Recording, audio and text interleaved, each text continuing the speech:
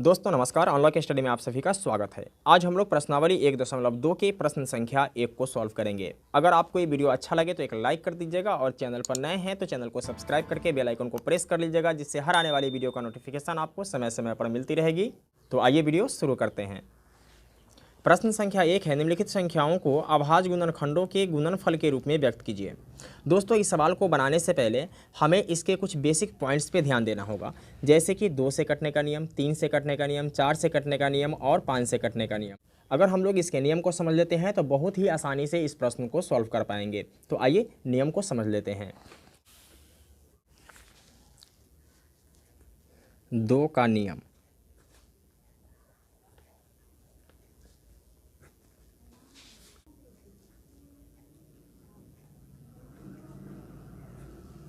संख्या का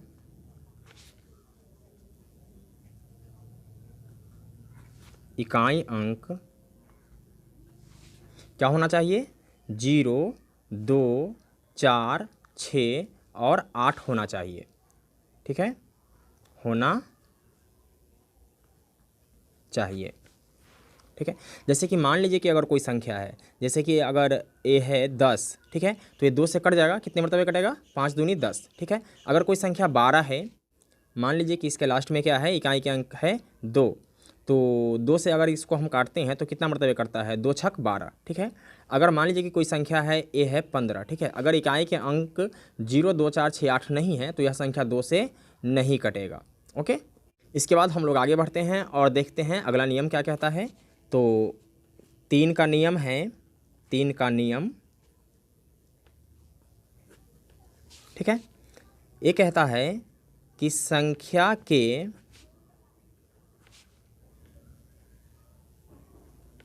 अंकों का योग, अंकों का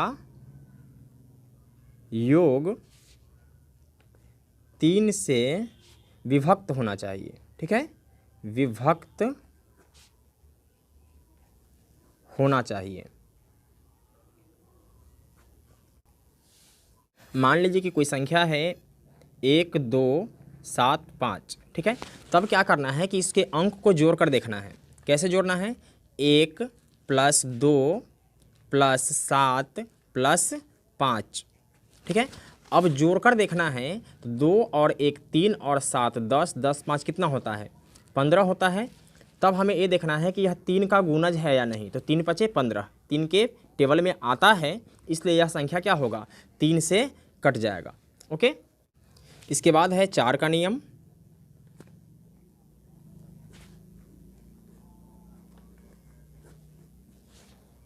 तो 4 से कटने का नियम कहता है कि संख्या के अंतिम 2 अंक से जो संख्या बनी होती है, ठीक है, वो संख्या 4 से विभाजित होनी चाहिए। यानी अंतिम 2 अंकों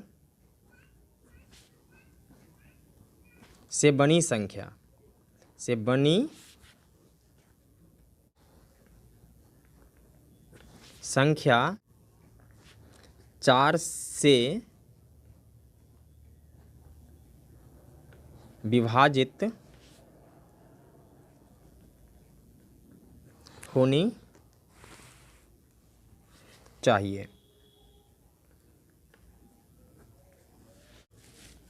मान लीजिए कि कोई संख्या है 516, ठीक है, तो अंतिम 2 अंक से जो संख्या बन रहा है वो क्या बन रहा है? 16 बन रहा है। ठीक है, तो 16 जो है वह 4 से विभाजित हो जाता है, 4 चौके 16, ठीक है, इसलिए 516 भी क्या होगा? 4 से विभाजित होगा। ओके, इसके बाद आगे बढ़ते हैं और 5 का नियम देखते हैं। 5 का नियम।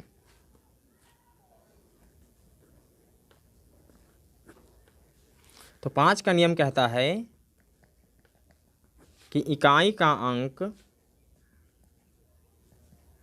क्या हो? 0 या 5 हो। ओके, जिस संख्या के इकाई का अंक 0 या 5 होगा वह संख्या 5 से विभाजित हो जाएगा। जैसे कि मान लीजिए कि अगर कोई संख्या है 1, 2 और 5, ठीक है, इसके लास्ट में क्या है?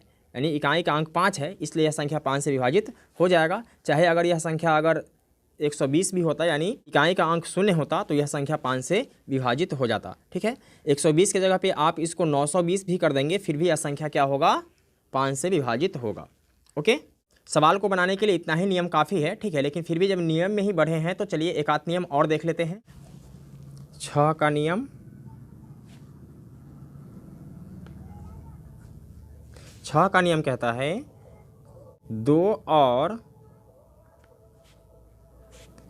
3 से विभाजित होने वाली संख्या, होने वाली संख्या 6 से विभाजित होगी। ओके। 8 का नियम क्या कहता है? 8 का नियम ये कहता है कि अंतिम 3 अंकों से बनी संख्या, से बनी संख्या 8 से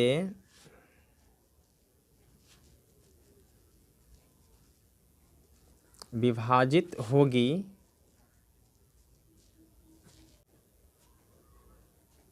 तो वह संख्या 8 से विभाजित होगी, 8 से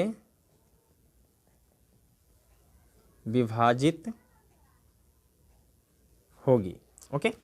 चलिए अब यदि आप इस सारे नियम को समझ गए हैं तो आइए सवाल को सॉल्व करते हैं।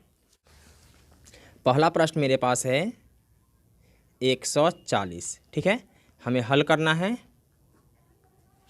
तो 140 का गुणनखंड निकालेंगे, ठीक है। तो हमने आपको बताया कि जिस संख्या के इकाई अंक 0, 2, 4, 6, 8 होता है वह संख्या 2 से लग जाता है, ठीक है। तो इसमें क्या करना है? 2 से लगाना है। तो 7 दूनी 14 और 0। ओके। इसके बाद फिर 2 से लगाएंगे, कितना आएगा? 35। इसके बाद फिर 5 से लगाएंगे तो 5 सत्ते कितना हो जाएगा? 35। तब हमें इसे लिखना है कि 140 बराबर 2 गुने 2 गुने 5 गुने 7, ठीक है। आइए इसको अच्छे से लिख लेते हैं। तो 2 कितने बार है? 2 बार हैं, तो 2 पर पावर क्या कर देंगे? 2 कर देंगे। इसके बाद 5 और गुने 7। अगर 2 3 बार होता तो पावर कितना रखते? 3 रखते। ओके। अतः 140 के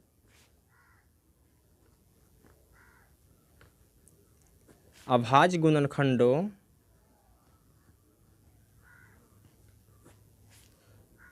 के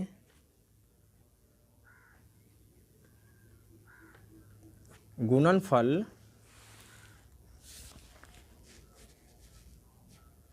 2 पर पावर 2 गुने 5 गुने 7 हैं। ओके।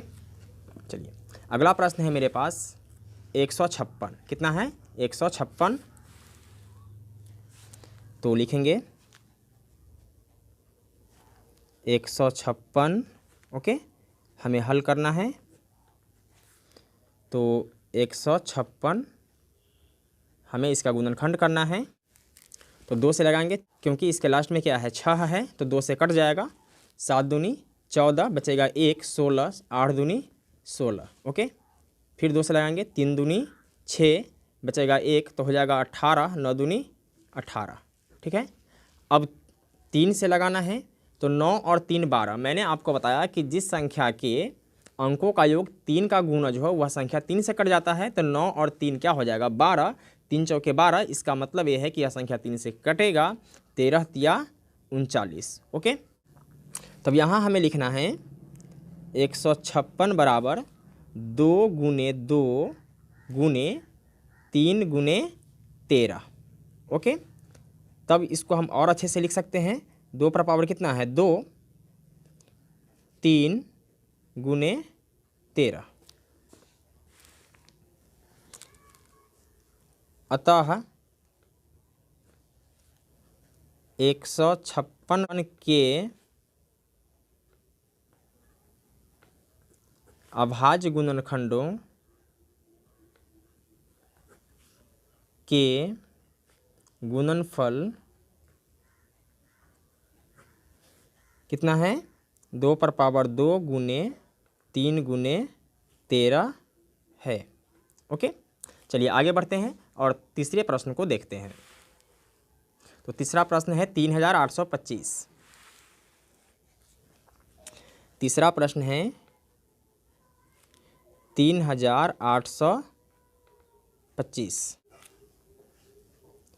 3825 इसका गुणनखंड करना है। तो यहाँ यह 2 से नहीं कटेगा क्योंकि इकाई का अंक 0, 2, 4, 6, 8 नहीं है। तो हम 3 से लगा कर देखते हैं। ठीक है, तो 3 से लगाने के लिए क्या करना है कि इसके संख्या के अंकों को जोड़ना है। ठीक, तो 3 और 8 कितना होता है, 11, और 2 13, और 5 क्या होता है, 18। 18 जो है वह 3 का गुणज है, 3 छक 18। ठीक है, इसका मतलब ये है कि यह संख्या 3 से कट जाएगा। तो 3 एकम 3, 3 दूनी 6, बचेगा 2, तो 22, 7 तिया 21, 1, 3 पचे 15। ओके, फिर 3 से लगाएंगे, 3 चौके 12, 3 दूनी 6, और 3 पचे 15। फिर 5 से लगाएंगे क्योंकि हमें पता है कि यह संख्या 5 से कट जाएगा। इकाई का अंक क्या है, 0 और 5 में से कोई एक है। ठीक है, यानी 5 है। तो 8 पंचे 40, और 5 पचे 25। इसके बाद फिर 5 से लगाएंगे तो 17 पचे 85। तो लिखेंगे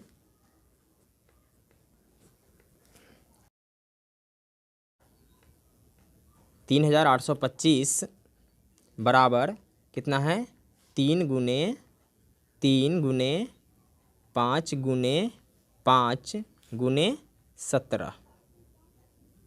ओके, यानी 3 पर पावर कितना है, 2 गुने 5 पर पावर 2 गुने 17। अतः 3825 के अभाज्य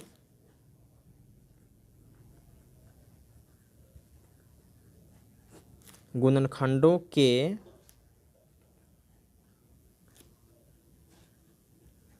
गुणनफल 3 पर पावर 2, 5 पर पावर 2 गुने 17 है। ओके, अब आगे बढ़ते हैं और प्रश्न संख्या 1 के ही चौथे प्रश्न को सॉल्व करते हैं। चौथा प्रश्न है 5005। ठीक है, हमें हल करना है तो इसके लिए गुणनखंड निकाल लेते हैं। तो 5005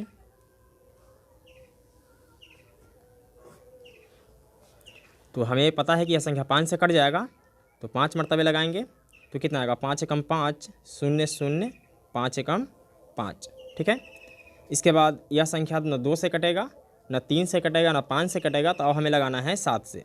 ठीक है, तो 7 एकम 7 बचेगा 3, तो हो जाएगा 30, 7 चौके 28, बचेगा 2, तो 21, 7 तिया 21। इसके बाद क्या करना है, 11 से लगाना है तो 13 मरतबे ये कट जाएगा। ओके, तब हम इसको लिख सकते हैं कि 5005 बराबर 5 गुणित 7 गुणित 11 गुणे 13। ओके, अतः 5005 के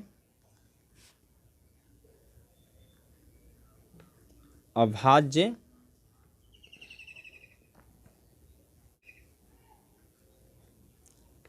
गुणनखंडों के गुणनफल 5 गुने 7 गुने 11 गुने 13 है। ओके, अब आगे बढ़ेंगे और प्रश्न संख्या 5 को सॉल्व करेंगे। ओके, तो 5वां प्रश्न है 7429। ठीक है, हमें हल करना है। तो 7429 17 मरतबे लगेगा। ठीक है, तो ए आ जाएगा 437, इसके बाद 19 से लगाएंगे तो ए कट जाएगा 23 मरतबे। ओके, तो अब हम इसको लिख सकते हैं कि 7429 बराबर 17 गुने 19 गुने 23। अतः 7429 के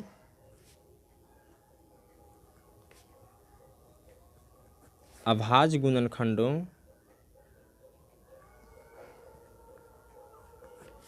के गुणनफल